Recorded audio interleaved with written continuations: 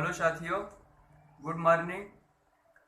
आइए आज Indian group की यूट्यूब चैनल पे बीईओ खंड शिक्षा अधिकारी का जो भी पेपर होने वाला है उसके लिए मॉडल पेपर आपके लिए तैयार किया गया है।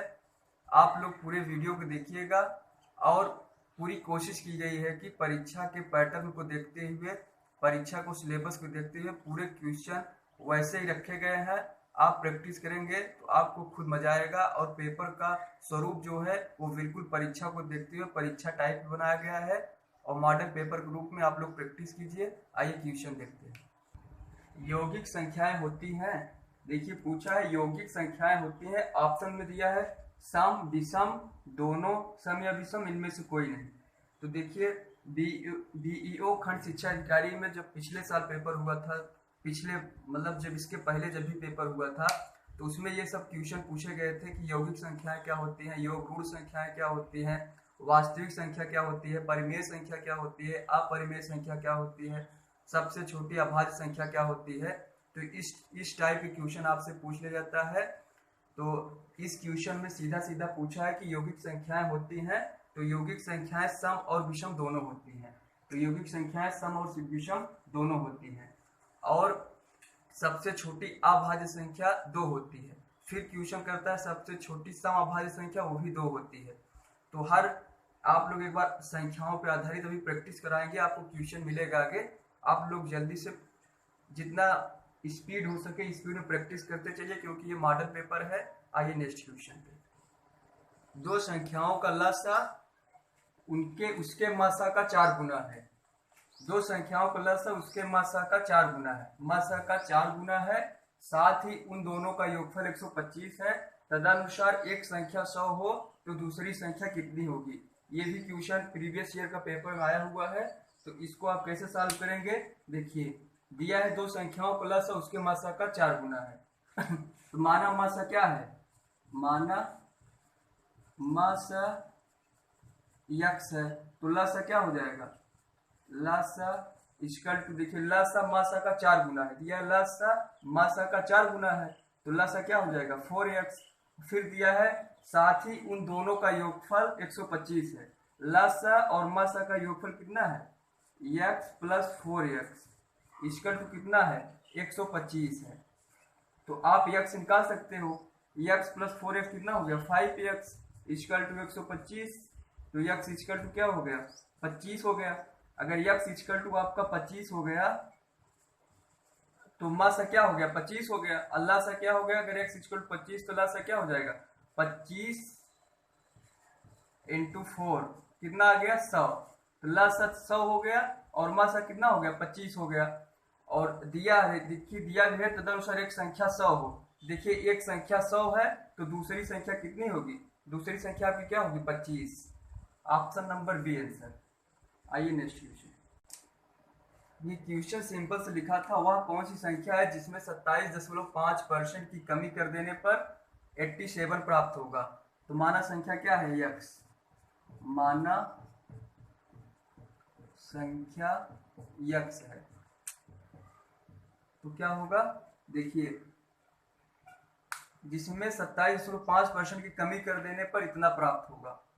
तो x into x minus 27.5 upon 100। देखिए परसेंटेज में जब भी वृद्धि या कमी बोले तो आप हमेशा 100 से घटा दीजिए। जैसे 27.5% कमी है तो 100 माइनस कर दीजिए, 27.5% वृद्धि है तो 100 प्लस कर दीजिए।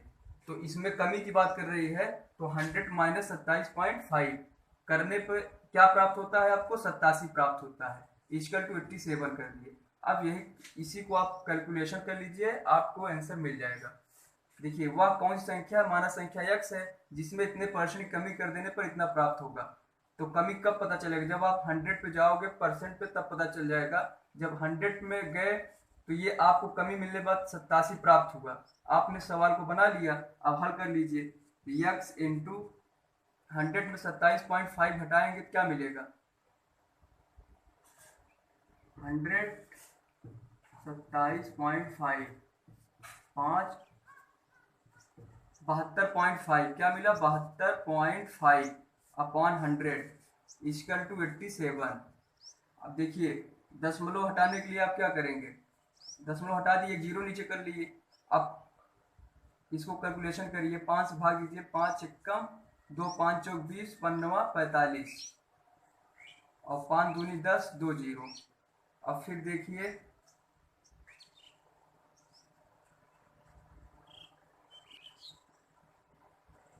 देखिए आपने जब दशमलव कैंसिल किया तो यहाँ पे एक जीरो बढ़ाए, 5 एकम 5, 2 5 चौक 20 और 5 9 45 और 200। अब फिर काटिए, 5 5 दूनी 10, 4 5 9 45, 5 चौक 20।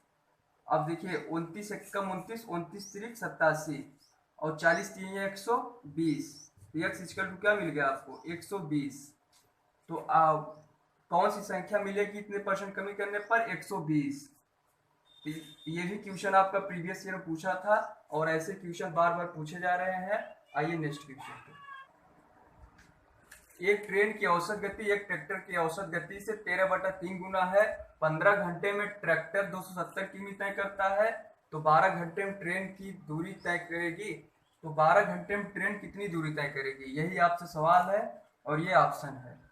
आप लोग करिए इसको। देखिए इसमें हो क्या रहा है, आप इसको रेशियो बना लीजिए। ट्रेन की औसत गति एक ट्रैक्टर की औसत गति से 13/3 गुना है, तो ट्रेन इक्वल टू ट्रैक्टर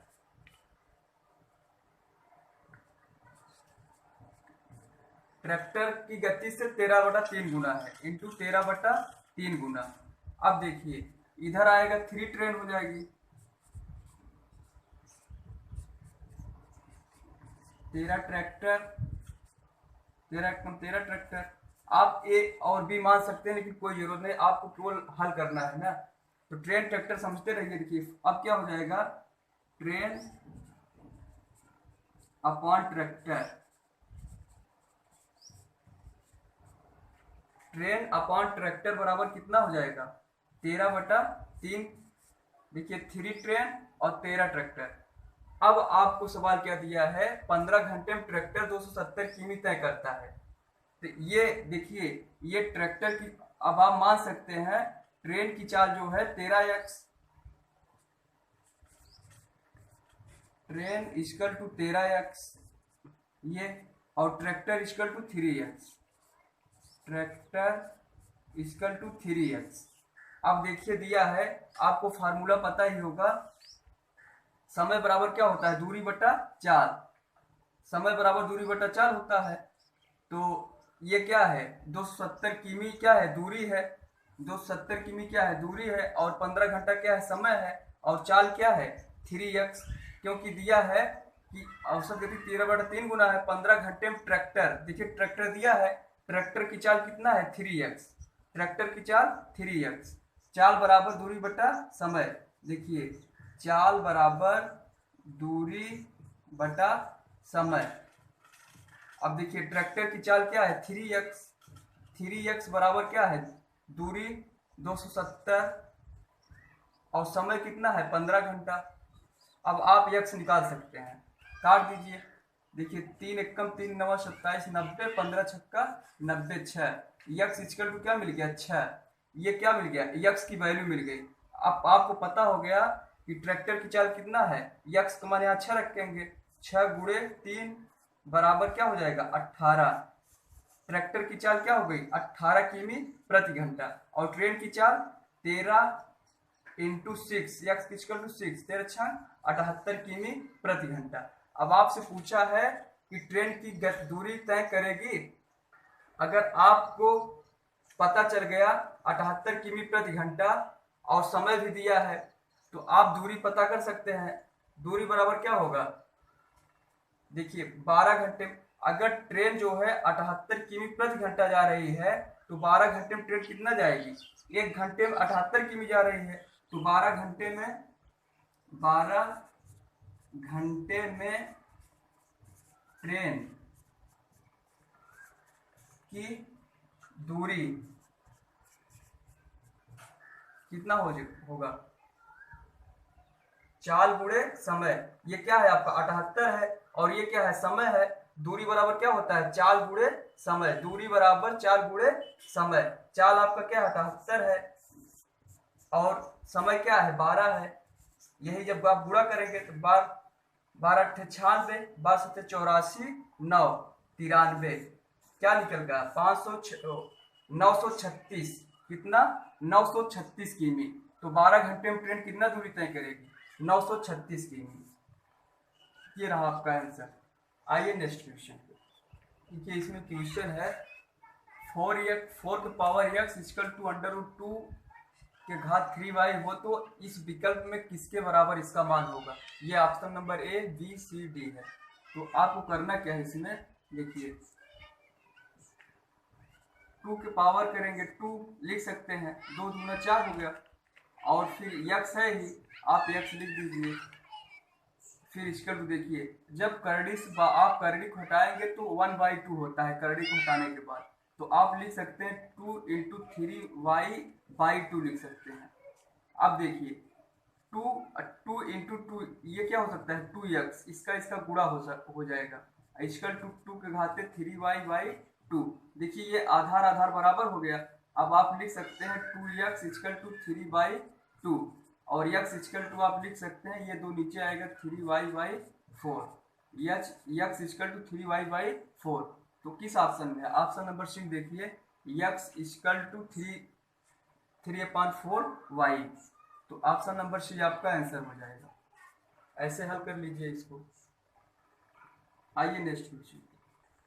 अंक 4 के विपरीत सतह पर कौन सा होगा। देखिए अंक 4 के विपरीत सतह पर कौन सा अंक होगा। पहले जब भी आप पासा देखिए तो पासा का स्वरूप देखिए कि मानक पासा है या जनरल पासा है। देखिए 4, 3, 7 पासा जनरल है। तो आप ऐसे कुछ क्वेश्चन पासा कैसे होते हैं कि आप घड़ी की दिशा में, जैसे मान लीजिए 1, 4 यहाँ पर है, 1, 4 यहाँ पर है, जब सिचुएशन दो निकटवर्ती सतहों पर हो जाए तो आपको उसका विपरीत बताने के लिए केवल एक ही नियम काम करता है, निकटवर्ती सतहों को देखकर छांट लीजिए। तो देखिए अगर आप कितना भी घूमेंगे घड़ी की दिशा से ना, क्वेश्चन गलत हो जाएगा, इसमें वो नियम नहीं काम करेगा। आपके पास टाइम है, आप घूम के पूरा देख लीजिएगा जैसे जैसे हो, लेकिन आपको हम एक ठोस नियम बता रहे हैं, इसी पे ये पासा पकड़ा जा सकता है और बाकी नियम से नहीं। तो क्या नियम है देखिए, आप अंक 4 देखिए, 4 को पूछा है, 4 को पूछा है, देखिए अंक 4 के विपरीत पूछा है, तो 4 के निकटवर्ती 1 और 6 नहीं हो सकता। 4 का ये देखिए ये निकटवर्ती है 1 और 6, तो 4 का विपरीत 1 और 6 नहीं हो सकते। और 4 के देखिए निकटवर्ती 1 और 5 है, 1 और 5 नहीं हो सकते। फिर 4 का निकटवर्ती 5 और 3 है, तो विपरीत 5 और 3 नहीं हो सकते। तो 4 एक तरफ आप 4 लिख लीजिए। अब देखिए आपने निकटवर्ती क्या पाया 1 और 6, 1 और 6 तो 4 के विपरीत नहीं हो सकते। 1 और 6 अगर निकटवर्ती है तो 4 का विपरीत हो नहीं सकता। फिर इस पे आ जाइए, 1 और 5 नहीं हो सकता, आपने 1 लिखा है तो अब लिखने की जरूरत नहीं है, 5 भी नहीं हो सकता, 5 भी लिख लीजिए। फिर 4 के पास आइए, 5 और 3 नहीं हो सकता, आपने 5 लिखा है, 3 भी नहीं हो सकता। इससे ये कंफर्म हो गया 1, 6, 5, 3 4 का विपरीत नहीं हो सकता। वो 4 का जो है विपरीत सतह नहीं हो सकता, क्योंकि ये सतह क्या है 4 के निकटवर्ती सतह है। तो अब बचा क्या, किसी भी पासे में 1 से लेकर 6 अंक लिखे जाते हैं, क्योंकि पासे में 6 सतहें होती हैं। तो 2 बच रहा है, तो 2 बच रहा है तो ऑलरेडी बात है 4 का विपरीत क्या होगा, 4 का विपरीत 2 होगा। तो ऑप्शन नंबर 2 कहाँ है, ऑप्शन नंबर 2 यहाँ है, तो बी आंसर हो जाएगा।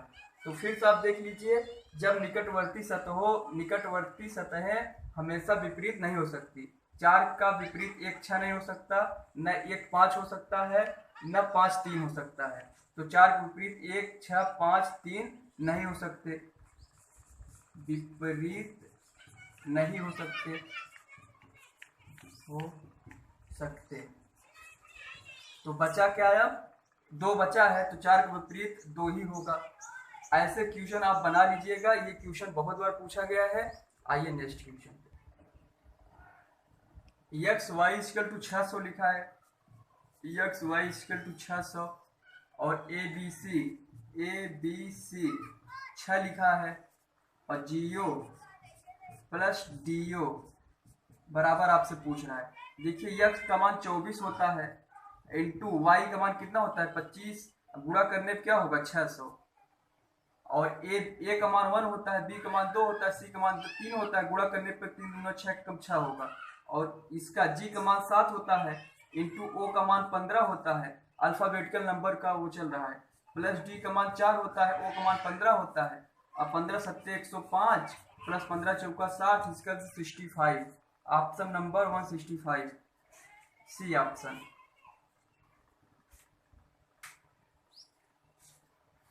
महीने का, अगर महीने का चौथा दिन शनिवार 22वां दिन है तो महीने का 13वां दिन कौन सा है? देखिए शनिवार 22वां दिन है तो महीने का 13वां दिन कौन सा है? आपको करना क्या है, चौथा दिन अगर शनिवार है महीने का तो आप समझ जाइए कि 1 तारीख को मान लीजिए अगर शनिवार है तो हर 7वें दिन दिन रिपीट होता है। अगर 1 तारीख को क्या है शनिवार है, 1 7 8, 1 प्लस 7 करेंगे तो 8, 8वां दिन भी क्या होगा शनिवार, फिर प्लस 7 करेंगे तो 8 7 15, 15वां दिन भी क्या होगा शनिवार, फिर 15 में 7 ऐड करेंगे तो 22वां दिन भी क्या होगा शनिवार होगा। अब एक बात आपकी निकल आई कि जो इन्होंने जो बताया कि महीने का चौथा शनिवार 22वां दिन है। देखिए महीने का पहला शनिवार, दूसरा शनिवार को 8 तारीख, तीसरा शनिवार को 15 तारीख और चौथे शनिवार को 22 तारीख। तो महीने का 13वां दिन कौन सा है? तो आपको पता होना चाहिए अगर 15 तारीख को, देखिए 15 तारीख को क्या है शनिवार है, तो 14 तारीख को क्या रहा होगा शुक्रवार रहा होगा। और एक दिन और पहले पूछ रहा है 13वां दिन, ये क्या है, ये 14 तारीख को, 15 तारीख को शनिवार है, 14 तारीख को शुक्रवार है, तो 13 तारीख को क्या होगा बृहस्पतिवार। ये है ऑप्शन नंबर सी। ये भी क्वेश्चन आपका पूछा हुआ है। आइए नेक्स्ट क्वेश्चन। देखिए इसमें दिया है वृत्त सूचक है शक्तिशाली का, ये शक्तिशाली का सूचक है, वर्ग सूचक है धनवान का, ये जो वर्ग है ये धनवान का सूचक है, और त्रिभुज सूचक है नेता का, ये जो त्रिभुज है ये नेता का सूचक है। तो तीनों विशेषताओं वाले कितने हैं, जिसमें ऐसा इसमें कौन सी डिजिट है जो तीनों में है? तो देखिए जो आपका ये 3 है, देखिए वृत्त के भी अंदर है,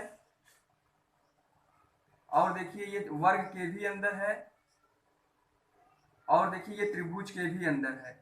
कौन है ये 3, तो तीनों विशेषताओं वाला कौन है ये 3। तो आज के वीडियो में सिर्फ इतना ही। आप लोग का ये मॉडल पेपर था, और जितने भी वीडियो इंडियन ग्रुप के यूट्यूब चैनल पे पड़े हैं आप लोग उसको देख लीजिएगा, सभी अच्छे वीडियो हैं और नेक्स्ट वीडियो लाया जाएगा। धन्यवाद।